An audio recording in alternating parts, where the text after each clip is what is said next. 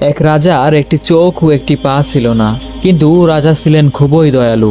একদিন তিনি ঘোষণা দিলেন তার নিজের একটি সুন্দর ছবি আঁকতে চান। যে চিত্রশিল্পী তার সুন্দর ছবি আঁকতে পারবে তাকে তিনি পুরস্কৃত করবেন। তখন সকল চিত্রশিল্পী চিন্তায় পড়ে গেল, এরকম একটি রাজার কিভাবে সুন্দর ছবি আঁকানো যায় যার একটি চোখ ও একটি পা নেই। সকল চিত্রশিল্পী অসম্মতি জানালো, কিন্তু একজন চিত্রশিল্পী দাঁড়িয়ে বলল, আমি পারবো রাজার সুন্দর ছবি আঁকতে।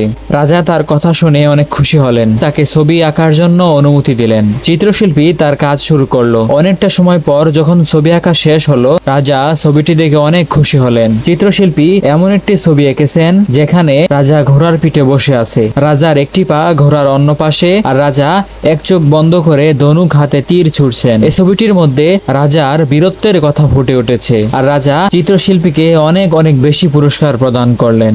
আমাদের জীবনেও সকলের অনেক দুর্বলতা আছে, সেই দুর্বলতার দিকে ফোকাস